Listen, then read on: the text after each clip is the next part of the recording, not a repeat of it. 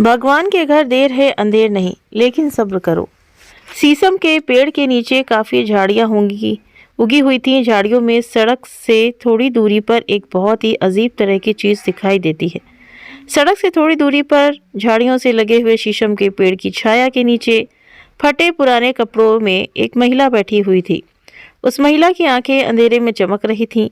चेहरे का बाकी हिस्सा तो झुर्रियां और उम्र की मार से खराब हो चुका था। झोपड़ी में बैठी हुई वो माँ जी जाने किसका इंतजार कर रही थी।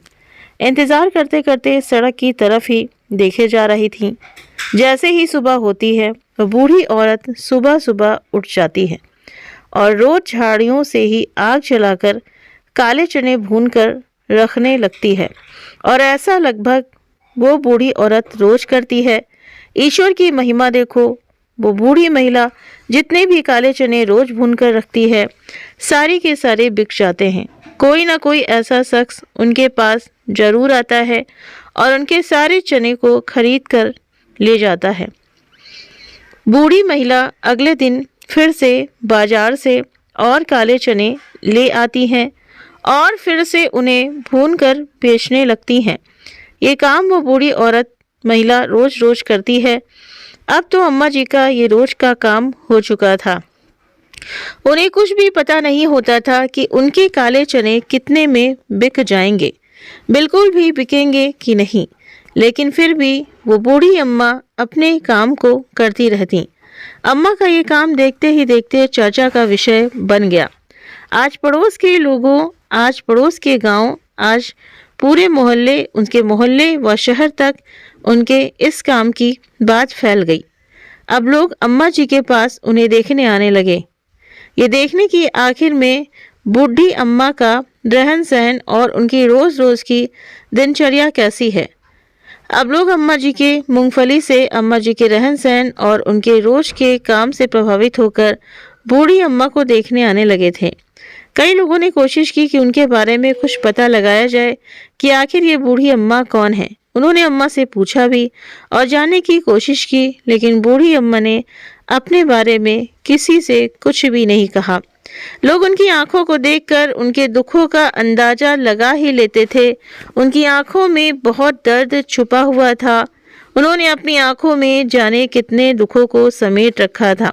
एक दिन बूढ़ी अम्मा काले चने भूनकर अपनी झोपड़ी के सामने सड़क की ओर निहार रही थी कि इस समय एक बुजुर्ग जो अच्छे से कपड़े पहने हुए थे और अच्छे खासे दिखने में भी लग रहे थे, उनकी नजर जब वो बूढ़ी अम्मा पर पड़ी तो वो उसे बूढ़ी अम्मा को देखकर खड़े के खड़े रह गए। अब तो उनके मुंह से एक शब्द भी नहीं निकला था। वो उस बूढ़ी अम्मा को आवाज लगाने की कोशिश कर रहे थे। उन्होंने उस बूढ़ी महिला की तरफ हाथ भी बढ़ाया था, लेकिन बूढ़ी अम्मा तो अपने ही काम में मगन थी और बूढ़ी महिला ने उस बुजुर्ग की ओर ध्यान ही नहीं दिया। काफी कोशिश करने के बाद उनके मुंह से अचानक ही निकला, अरे कलावती तुम यहाँ क्या कर रही हो।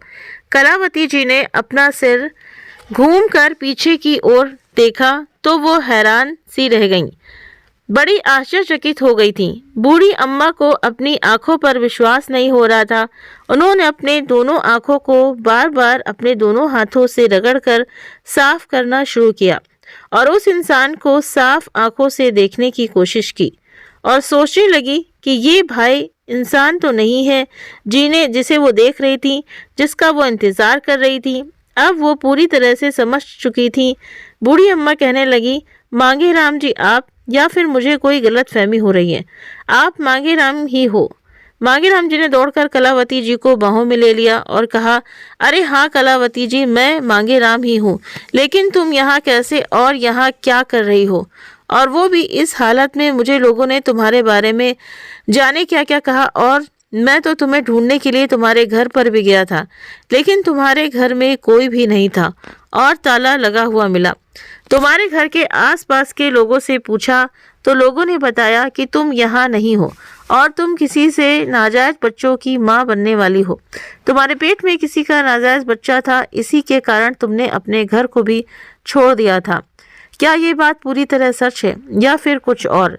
कलावती जी थोड़ी देर तक तो चुप बैठी रहीं, कुछ भी नहीं बोल पाई थी। कलावती जी सिर्फ रोए जा रही थी। कलावती जी बिल्कुल भी समझ नहीं पा रही थी कि वो क्या करें और कहाँ से शुरू करें और कहाँ से ख़त्म करें। कलावती की जी सोच रही थी कि सोचते सोचते अपने ख्यालों की दुनिया में वो चली गई। जिस दिन कलावती जी ने अपना पहला कदम अपने नए कॉलेज में रखा था, मांगीराम तो कलावती जी को देखते ही उनके दीवाने हो गए थे। कलावती मांगीराम को बहुत पसंद आई थी। कॉलेज में कलावती की एक झलक पाने के लिए तरसती थी, लेकिन कलावती किसी को भाव नहीं देती थी। वो तो अपने काम से काम रखती थी। लेकिन कॉलेज की पढ़ाई के दौरान मांगीराम जी ने कलावती जी की काफ़ी मदद की थी, जिससे कलावती की उनसे काफ़ी प्रभावित हो गई थी और उन दोनों में प्यार हो गया था। उन दोनों का प्यार ऐसे परवान चढ़ गया कि लोगों को उनके बारे में पता चल ही गया। कलावती की अपनी सगी माँ नहीं थी, उनकी सौतेली माँ थी। जब उसे ये बात पता चली तो उसने इस खबर को मसाला लगाकर कहना शुरू किया और कलावती की इतनी बदनामी की कि वो किसी को मुंह दिखाने लायक नहीं रह गई। उसकी सौतेली माँ ने सभी लोगों से ये कहा कि कलावती के पेट में तो किसी का नाजायज बच्चा पल रहा है। उसने कलावती को चरित्रहीन लड़की साबित किया। कलावती की सौतेली माँ नहीं है, सारी बातें ऐसी फैली कि कलावती सहन नहीं कर पाई और कलावती ने अपने आप को ख़त्म करने का फैसला तक भी ले लिया। कलावती के इस फैसले से उसके पिताजी परेशान हो गए थे और काफ़ी चिंता करने लगे थे। कलावती के पिताजी ने मजबूरन अपने खेत और घर को बेच दिया। सभी कुछ बेचकर शहर में चले गए और शहर में ही जाकर शरण ले ली। लेकिन माँ तो सौतेली ही थी, वो उसे चैन से कहाँ रहने देती। उसने वहां पर भी कलावती को चैन से जीने नहीं दिया और उसे मानसिक प्रताड़ना देना शुरू कर दिया और कहने लगी कि कलावती तो पागल हो गई है और पागलों की तरह हरकतें करती है और एक दिन खुद ही अपना घर छोड़कर भाग गई। उसने उसके बारे में ये भी कहा कि उसका चक्कर तो किसी के साथ चल रहा है, इसलिए वो उसके साथ भाग गई। इस तरह की बातें कलावती के पिताजी बर्दाश्त नहीं कर पाए और उन्हें सदमा सा लग गया था। इस आदमी के कारण कलावती के पिताजी भगवान को प्यारे हो गए, यानी कि अपनी पत्नी के कारण। थोड़े दिनों के बाद जब कलावती का मन थोड़ा शांत हुआ तो कलावती अपने घर वापस आई अपने पिताजी से मिलने के लिए। तो उसने देखा कि उसकी माँ तो किसी और इंसान के साथ हंस हंस कर बातें कर रही थी और कह रही थी कि बहुत अच्छा हुआ कि उन दोनों बाप बेटी से मेरा पीछा छूट गया, वरना मुझे सारी उम्र उनकी गुलामी करनी पड़ती। वो वास्तव में कौन था वो समझ ही नहीं पाई थी।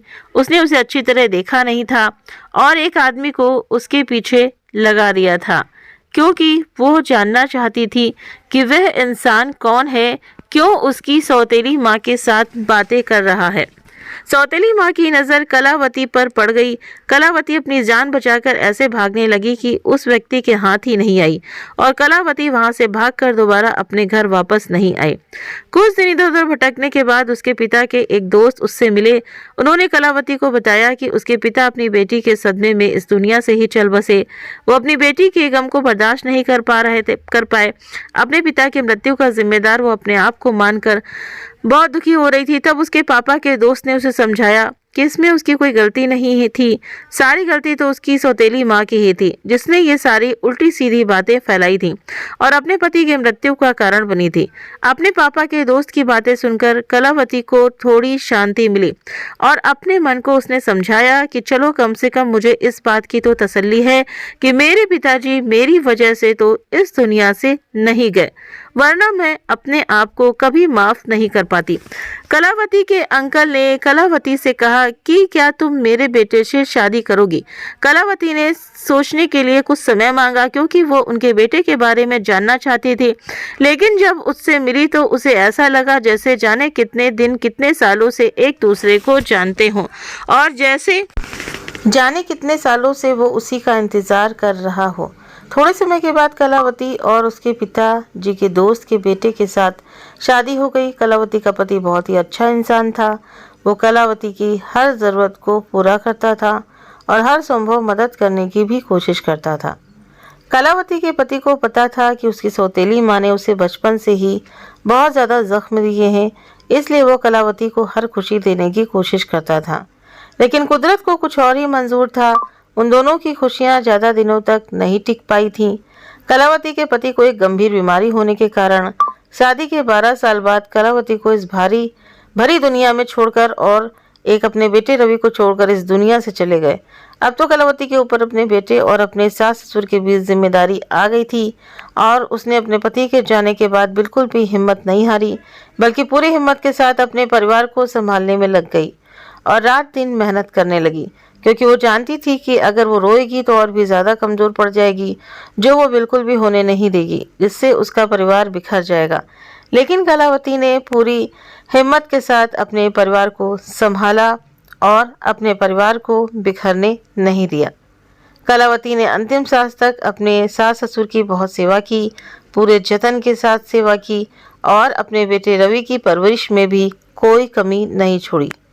अब कलावती का बेटा रवि पढ़ लिख कर एक बड़ा इंसान बन चुका था और दिन दुगनी रात चौगुनी तरक्की करने लगा था। रवि ने अपनी झोपड़ी जैसे घर को एक आलीशान घर में बदल दिया था। कलावती अपने बेटे की इस सफलता से बहुत ही खुश थी। वो उसे बहुत आशीर्वाद देती रहती थी और कहती थी, भले ही मैंने अपने जीवन में दुख देखे हैं, लेकिन अब मेरे बुढ़ापे में भगवान ने मुझे सुख के दिन दिखाए हैं। मन ही मन कलावती काफ़ी खुश रहती थी, लेकिन कलावती की खुशी भी ज़्यादा दिन टिक नहीं सकी। केवल तभी तक रही जब तक उसकी बहू नहीं आ गई थी। रवि ने एक दिन बड़ी प्रसन्नता के साथ अपनी माँ को बताया कि उसने एक लड़की को पसंद कर लिया है और वो उसी से शादी की करेगा। रवि ने उस लड़की का फोटो अपनी मम्मी को दिखाया तो कलावती की आंखें फटी की फटी रह गईं, क्योंकि थोड़े दिन पहले ही कलावती ने उस लड़की की फोटो न्यूज़पेपर में देखी थी। वो लड़की चरित्र की अच्छी नहीं थी और गंदे काम करने का काम करती थी। उन्होंने रवि को बहुत समझाया कि देखो बेटा, मैं तुम्हारी सौतेली माँ नहीं हूँ और मुझे पता है कि तुम ऐसी लड़की से शादी नहीं करोगे जो अच्छी नहीं है, क्योंकि कलावती को पता था कि उसकी माँ ने उन्हें खूब सताया था, इसीलिए वो भी कोई कमी नहीं छोड़ेगी मुझे सताने में। परंतु रवि नहीं माना और उसने अपनी पसंद की लड़की के साथ शादी कर ली। रवि की पत्नी को भी अपनी सासू माँ के बारे में सब पता था कि कैसे उनकी सौतेली माँ ने उन्हें सताया था, तो रवि की पत्नी भी अपनी सासू माँ के साथ वही व्यवहार करने लगी। उसने अपने पति को अपने बस में कर लिया। जो बेटा अपनी माँ की एक पुकार पर अपनी जान निछावर कर देता था, वही बेटा अपनी पत्नी के आते ही इतना जल्दी बदल जाएगा, ऐसा तो कलावती ने कभी सपने में भी नहीं सोचा था। अब तो वो अपनी मर्जी से ससुराल में रहने लगी थी। सीमा अपनी मर्जी से कहीं भी आया जाया करती थी, उसे घर में रोकने टोकने वाला कोई नहीं था। रवि की तो बिल्कुल भी नहीं सुनती थी और अपनी सासू माँ को तू है अनपढ़ गंवार ऐसा समझती थी और बिल्कुल भी इज्जत उनको नहीं देती थी। एक दिन सीमा ने अपने घर में लड़कियों को कैद करके रखा हुआ था और रातों ही रात पता नहीं उनको कहाँ पहुंचा दिया था और न जाने किसके साथ भेज दिया था। कलावती जी को इसके बारे में पता ही नहीं चला। थोड़े दिनों के बाद सीमा ने फिर वैसा ही किया, कुछ लड़कियों को अपने पास रखा और रातों रात गायब कर दिया। कलावती जी को अब तो समझते देर नहीं लगी कि सीमा तो एक बहुत ही खतरनाक लड़की है। न जाने इसने मेरे बेटे को क्या उल्टा सीधा बातें करके फंसाया है और न जाने क्या बातें बनाई होंगी। उन्होंने सीमा को शाम को घर से बाहर जाने दिया और उन सभी लड़कियों को जिस कमरे में सीमा ने रखा था उस कमरे का दरवाज़ा खोल दिया। सभी लड़कियां कलावती जी को धन्यवाद देकर यहाँ से अपनी जान बचाकर भाग गईं। जब सीमा ने घर आकर देखा तो वो हैरान रह गई, एक भी लड़की उसे कमरे में नहीं मिली। सीमा तो सीधे कलावती जी के पास आई और गुस्से से आग बबूला हो गई और पूछने लगी कि लड़कियों को भगाने में क्यों भगाया? बुढ़िया बता, किसका हाथ है लड़कियों को भगाने में? किसने भगाया उन लड़कियों को? सीमा को चिल्लाता देख कलावती भी कहाँ पर पीछे रहने वाली थी। सीमा तुरंत समझ गई कि ये काम इस बुढ़िया का है। कलावती ने ही उन सभी लड़कियों को वहाँ से भगाया है। सीमा ने एक डंडा उठाया और बेशर्मों की तरह कलावती जी को पीटना शुरू कर दिया। कलावती जी अपने आप को बचाने के लिए इधर से उधर दौड़ने लगी। उसी समय रवि, जो किसी काम से बाहर गया हुआ था, अचानक से घर आ गया। अपनी माँ को मार खाते देखकर कहने लगा, सीमा, उन लड़कियों को भगाने में मैंने ही माँ की मदद की थी। सीमा तो ये सुनकर और भी आग बबूला हो गई। एक घायल शेरनी की तरह रवि पर भी बरस पड़ी और रवि को इतना मारा कि वो भी अधमरा सा रह गया। अब उसने कहा कि अरे तुम दोनों माँ बेटे मूर्ख के मूर्ख रहोगे, तुम तो पहले ही मूर्ख थे और मूर्ख रहोगे। ऐसो आराम भरी जिंदगी क्या होती है तुम दोनों कभी समझ ही नहीं पाओगे। अरे तुम्हें पता भी है उन लड़कियों की सप्लाई करने के लिए मुझे पूरे 1 करोड़ रुपए मिल रहे थे। तुम लड़कियों को यहाँ से भेजकर मुझे 1 करोड़ रुपए मिल जाते अगर मैं यहाँ से भेजती लड़कियों को, लेकिन तुम्हारे कारण तो सड़क पर आ गई हूँ। अगर 2-3 दिनों के अंदर मैं उन लड़कियों की व्यवस्था नहीं की तो जिन लोगों से मैंने वादा किया था वो तो मुझे जिंदा ही जला डालेंगे। लेकिन तुम लोगों को ये बात समझ कहाँ आएगी। ये कहते हुए सीमा अपने पैरों को पटकते हुए वहां से चली गई। रवि अपनी माँ के पास रोता हुआ आया और अपनी माँ से माफ़ी मांगने लगा। माँ, मुझे माफ़ कर दीजिए, आप बिल्कुल सही कह रही थी।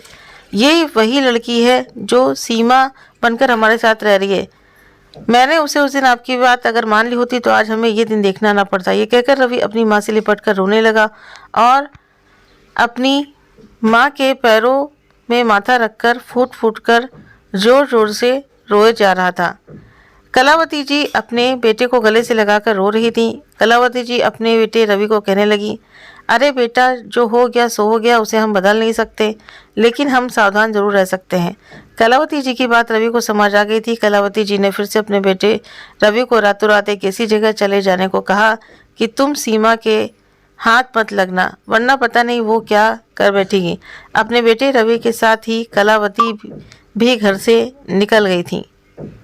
अपनी किस्मत के सहारे अपने घर को छोड़कर तब से लेकर आज तक कलावती जी अपने बेटे का इंतज़ार कर रही थी। उन्होंने अपने बेटे से मिलने का एक खुफिया तरीका बताया था। उसके नाना काले चने का बड़ा बिजनेस किया करते थे और वो भी उसी काम को करेगी। और अगर किस्मत को हम दोनों माँ बेटे का मिलना लिखा होगा तो हम दोनों माँ बेटे काले चने के बिजनेस को करते हुए ही मिलेंगे। लेकिन आगे क्या होगा ये तो भगवान ही जानते हैं। इस समय कलावती जी के सामने मांगेराम जी ने आवाज़ लगाई, जिससे कलावती जी का ध्यान भंग हुआ और उसने अपनी आप बीती मांगेराम जी को बताई। कलावती जी की सभी बातें सुनकर मांगेराम को भी बहुत रोना आ रहा था। उन्होंने कलावती जी को आश्वासन दिया वो उनके बेटे रवि को ढूंढने में उनकी भरसक सहायता करेगा। उन्होंने कलावती जी से वादा कर लिया कि वो रवि को जैसे तैसे ढूंढ निकालेगा, लेकिन कैसे ढूंढेगा ये वो भी नहीं जानता था। कभी कभी तो कलावती जी को अपने खाने पीने का भी होश नहीं रहता था। उन्होंने उस दिन पहली बार अपने चूल्हे पर काले चने के अलावा कुछ और बनाया था, और वो थी चाय, जो उन्होंने मांगेराम जी के लिए बनाई थी। आज उन्हें कुछ अच्छा लग रहा था और कुछ नया भी लग रहा था। धीरे धीरे कलावती के जीवन में कुछ अच्छा महसूस होने लगा। काफ़ी दिनों से उन्होंने अपने मुंह से एक शब्द भी नहीं बोला था, लेकिन आज तो कलावती जी के मुंह से फटाफट शब्द निकल रहे थे। कलावती खुद ही बोलती और खुद ही शर्मा जाती कि आज उन्हें ऐसा क्या हो गया जो बोले ही जा रही हैं। उन्होंने मांगेराम जी को चाय बनाकर पिलाई और फिर खाने के लिए भी पूछने लगी। तो मांगेराम जी कहने लगे, अरे हाँ हाँ, क्यों नहीं, खाना मैं तो ज़रूर खाऊंगा। कलावती जी ने मांगेराम जी के लिए बड़े ही प्रेम से खाना भी बना दिया था। मांगेराम जी ने जब उसके बने हुए हाथ का खाना खाया तो वो हैरान रह गए थे, क्योंकि बहुत ही स्वादिष्ट खाना था जो किसी 56 भोग से कम नहीं लग रहा था। मांगेराम जी के आने से ही उनकी पहली रसोई सजी थी। मांगेराम जी को लग रहा था कि चलो कम से कम मेरे आने से ही कलावती जी के चेहरे पर थोड़ी सी खुशी तो आ ही गई और कुछ अलग तरह का भोजन भी खाने को मिला। लेकिन कलावती की तो अपने बेटे के इंतज़ार में मुट्ठी भर काले चने खाकर ही और पानी पीकर अपना काम चला लिया करती थी।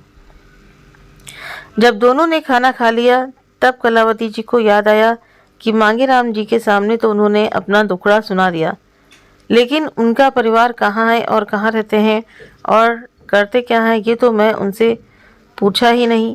ये सोचकर कलावती जी थोड़ी शर्मिंदगी महसूस करती हुई मांगेराम जी से कहने लगी, माफ़ करना मांगेराम जी, मैंने तो अपना दुखड़ा आपको सुना दिया, लेकिन तुम्हारे परिवार के बारे में पूछना ही भूल गई थी। तुम भी बताओ ना, तुम्हारा परिवार कहाँ रहता है और तुम क्या करते हो। तो मांगेराम जी कहने लगे, अरे कलावती जी, ये पूरी दुनिया ही मेरा परिवार है।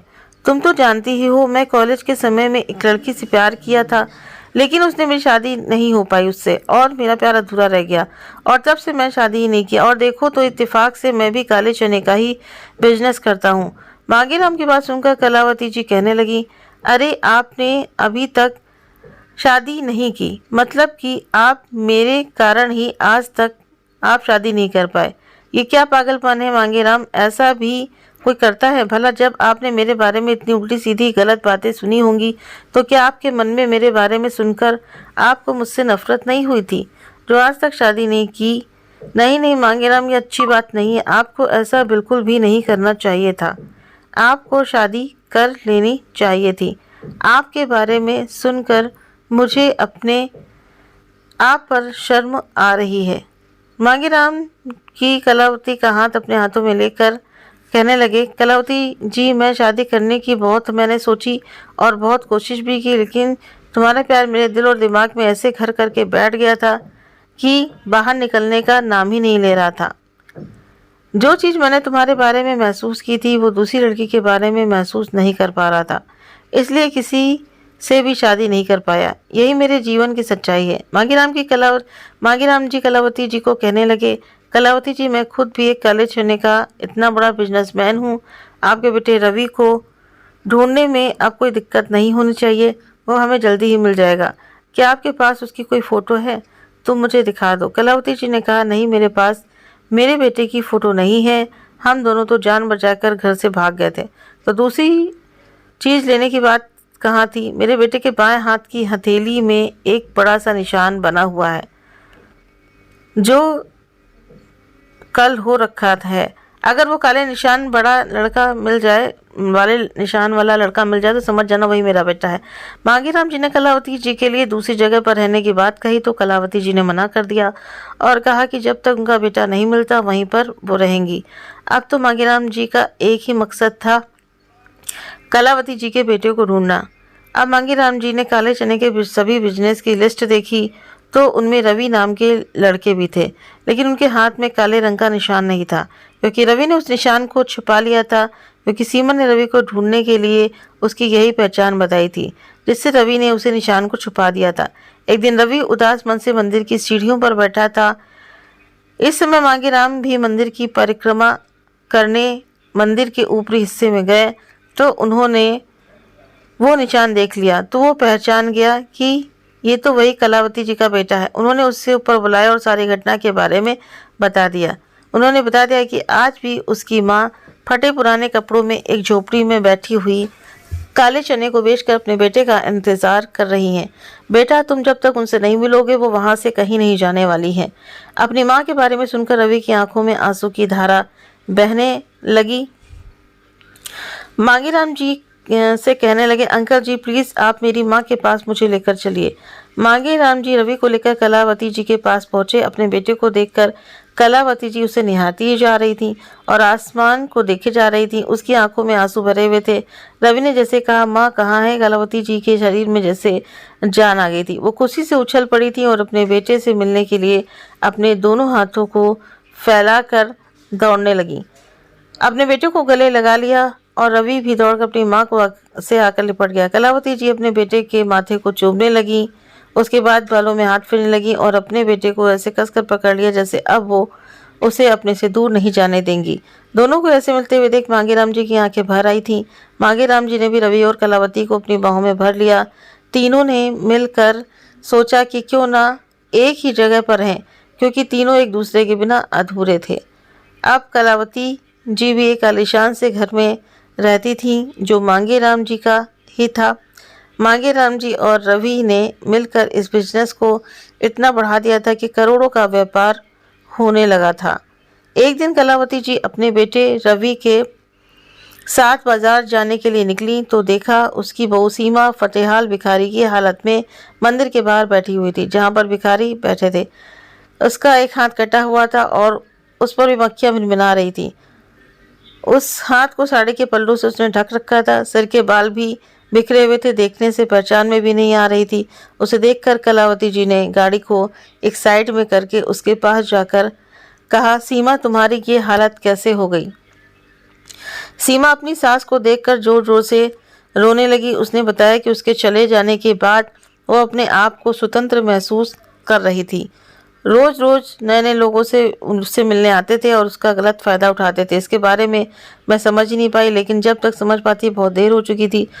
रोज़ रोज़ उसके घर में बहुत सारी परियां होती थी, डांसर भी बुलाए जाते थे, शराब वगैरह भी पी जाती थी और बदमाशों ने उसका ऐसा शोषण किया कि वो कभी भी कहीं की नहीं रही। वो नशा भी करने लगी थी। एक दिन अधिक नशा होने के कारण उसे पता ही नहीं चला कि ये दिन है कि रात है, और उसी ने उन्हें साथियों ने पूरी प्लानिंग के साथ उसे बहुत ज़्यादा नशा करवा दिया था और उसका एक्सीडेंट करवा दिया था। काफ़ी देर तक वो वहीं पर पड़ी रही। उसे वहीं पर मरा छोड़कर वो लोग भाग गए थे। धोखे से उन्होंने उसके घर को भी अपने नाम करा लिया था। काफ़ी देर वहीं पड़े रहने के बाद किसी ने उसे सरकारी अस्पताल में एडमिट करवा दिया। कुछ दिन इलाज चलने के बाद वो वहाँ से उसकी छुट्टी कर दी गई। उसके बाद उसे समझ नहीं आ रहा था कि वो कहाँ जाए, और वो जब अपने घर आई तो देखा कि दूसरे लोग उस घर में रहते हैं। और जब मैंने उनसे पूछा कि आप लोग यहाँ क्या कर रहे हो, तो उन्होंने बताया कि ये घर उन्होंने खरीद लिया है। अब फिर मुझे समझ आया कि जिन लोगों को मैंने अपना समझा था उन्होंने ही धोखाधड़ी करके मेरा सब कुछ हड़प लिया है और मेरी ये हालत कर दी है। माँ जी मुझे माफ़ कर दीजिए। जो मेरे अपने थे उन्हें मैं पराया समझा, और जो लोग पराए थे उनको लोगों को अपना समझ बैठे, जिसका मुझे दंड भुगतना पड़ा है। माँ जी प्लीज़ मुझे माफ़ कर दीजिए। कलावती जी को उसकी ये हालत देखकर उस पर दया आ गई।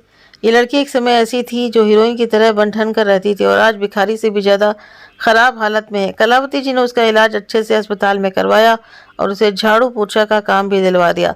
अब सीमा मन ही मन पछताती और कहती कि अब कभी भी ऐसी गलती नहीं करेगी। कलावती जी उसे देखकर मन ही मन सोचा करती थी कि मनुष्य जैसा कर्म करता है उसका फल उसे इसी जन्म में भुगतना पड़ता है। एक समय ऐसा भी था जब सीमा घर के सभी लोगों को अपना नौकर बनाकर रखती थी और खुद मालकिन बनकर रहती थी, लेकिन समय का चक्र घूमते देर नहीं लगता। आज सीमा नौकरानी बनी हुई है और जो वास्तव में मालिक थे सुबह मालिक ही हो गए। हमारे बड़े बुजुर्ग सही कहते हैं कि बोए पेड़ बबूल का तो आम कहाँ से होए। ये बात एकदम सच है। जो जैसा कर्म करेगा वैसा ही फल मिलेगा। करने के बाद लोग नरक में जाते हैं, ये बात गलत नहीं है। जो लोग जीते जी दुख भोग रहे हैं उसके लिए नरक तो कुछ भी नहीं है, और जो सुख भोग रहे हैं उसे स्वर्ग की ज़रूरत ही नहीं है।